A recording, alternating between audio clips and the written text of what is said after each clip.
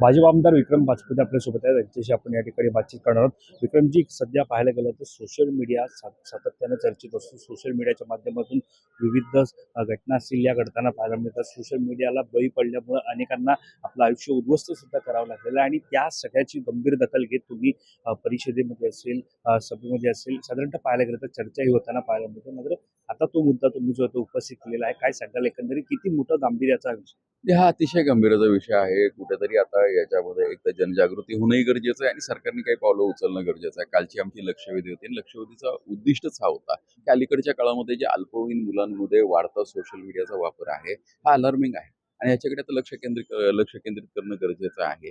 आणि हा नुसतं जनजागृती करून थांबणार नाहीये, तर याला काहीतरी कायदा आणावा लागणार आहे. त्या अनुषंगाने आम्ही मागणी केली होती की सरकार असं काही कायदा आणण्याची मानसिकता आहे का?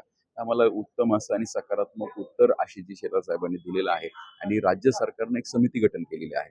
2 फेब्रुवारी 2026 या समितीचं गठन झालं आणि या समितीचा मूळ उद्दिष्ट एकच आहे की कायद्याच्या ज्या काही अभ्यास करून याच्यामध्ये कायदा कशा पद्धतीने आणता येईल, विधेयक कशा पद्धतीने आणता येईल, म्हणजे ते ठीक आहे.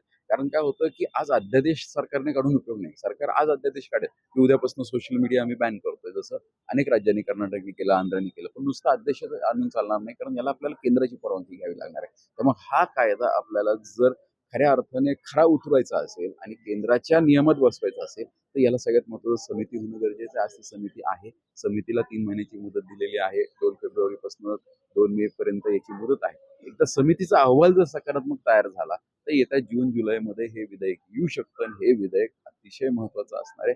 तरुण पिढीला एक दिशा देणारं हे विधेयक असेल. राज्याप्रमाणे केंद्र सरकार सुद्धा अशा बऱ्याच गोष्टींना हाताळताना पाहायला मिळत आहे.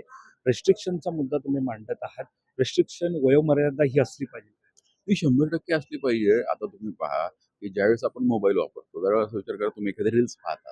तर रील्स पाहत असताना मध्येच एखादी जाहिरात येते आणि काही जाहिराती इतक्या अश्लील असतात. म्हणजे तुम्ही विचार करा की तुम्ही घरच्यांबरोबर काहीतरी बसलाय आणि पाहता आणि शेजारी तुमचं लहान मूल बाळ कोणी असेल किंवा एखादा नातेवाईक असेल, मित्र असेल आणि त्यांनी जर अश्लील व्हिडिओ तुमच्या फोनमध्ये पाहिला, तर तुमच्याकडे पाहण्याचा दृष्टिकोन काय होईल बरं? तुमचा पाहण्याचं उद्दिष्ट नव्हतं, पण ती जाहिरात अश्लील आली, तर तुमचाही काही दोष नाही. तर याच्यावरती कुठेतरी अंकुश येणं गरजेचं आहे. तर आमचा उद्दिष्ट हाच आहे की ज्यावेळेस तुम्ही कंट्रोलिंग येता ना, ह्याही गोष्टी कंट्रोल होतील. आज इलेक्ट्रॉनिक मीडियावरती, सोशल मीडियावरती येणाऱ्या जाहिरातींवर कंट्रोलच नाहीये आणि हा कंट्रोल नसल्यामुळे काही दाखवलं जातं आणि काहीही ते दाखवण्यापेक्षा आज ते पाहून जी प्रेरणा युवा पिढीला मिळते ही दुर्दैवी आहे.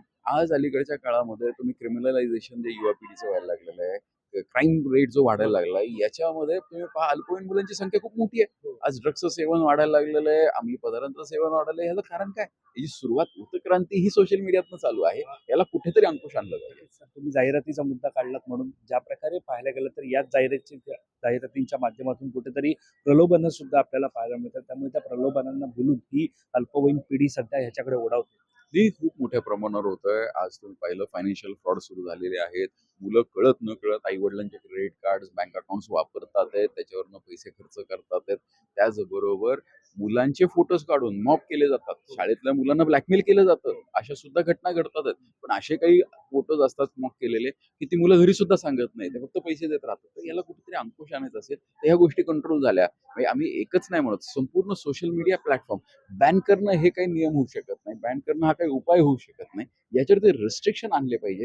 याच्यावरती अंकुश आणलं पाहिजे, ही आमची भूमिका असणार. शेवटचा प्रश्न, परदेशामध्ये सुद्धा अशाच प्रकारच्या कायदे असतील किंवा तरतुदी असतील आपल्याला पाहायला मिळत आहेत. जर परदेशामध्ये जर साधारणतः पाहायला गेलं तर भारतामध्ये सातत्यानं म्हटलं जातं की वेस्टर्न कल्चर हे आजमावलं जात आहे. वेस्टर्न कल्चर प्रमाणे बदल हा तरुण पिढीमध्ये पाहायला मिळतो. मात्र जर वेस्टर्न कल्चरमध्येच सुद्धा जर अशा प्रकारचे बदल घडत असतील, ते आपल्याकडे सुद्धा बदल होणं गरजेचं आहे. आपल्याकडे पण बदल झाले पाहिजे. माझं म्हणणं वेस्टर्न कल्चरमध्ये होतात की नाही ह्याच्यापेक्षा कोणते बदल महत्त्वाचे आहेत आणि गरजेचे आहेत. गरजेचे बदल असतील तर ते कोण करतं? उद्या म्हणजे एखादा अंडर डेव्हलप नेशनने जरी तो आणला किंवा डेव्हलप नेशनने जरी आणला, तरी तो बदल चांगला असेल तर तो घेतला पाहिजे. तो जनहिताचा असेल, राष्ट्रहिताचा असेल, तर तो तात्काळ घेतला पाहिजे. या मानसिकतेतले आम्ही आहोत. धन्यवाद आमच्याशी बातचीत करण्यासंदर्भात. कॅमेरा पर्सन अजय सर, वैभव पाटील, मुंबई.